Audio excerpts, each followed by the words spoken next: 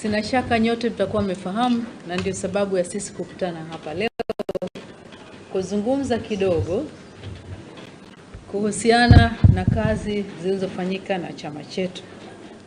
Leo tarehe 26 mwezi wa 8 2026 jijini Dar es Salaam vilifanyika vikao vya kamati kuu na halmashauri kuu ya CCM chini ya mwenyekiti wake Dr. Samia Suluhu Hassan ambaye pia ni Rais wa Jamhuri ya Muungano wa Tanzania.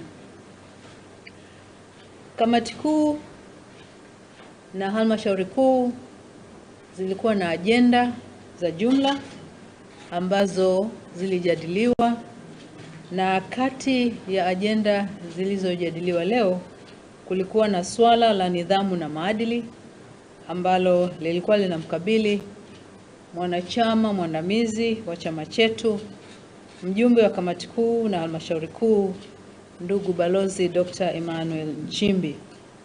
Na katika swala hilo vikao vyote vilijadili kwa makini masuala yaliyohusu nidhamu na maadili, na baada ya kuzingatia taarifa zote zilizokuwepo ilithibitika kwamba katiba ya Chama cha Mapinduzi pamoja na kanuni zake vilikiukwa.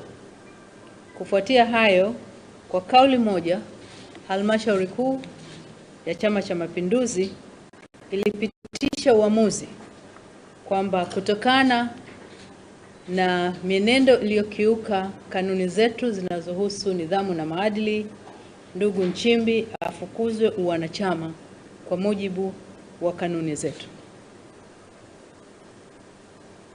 Kwa hiyo tunapenda kuwafahamisha wanachama wote wa Chama cha Mapinduzi na wananchi kwa ujumla kwamba Chama cha Mapinduzi kimefikia uamuzi huo.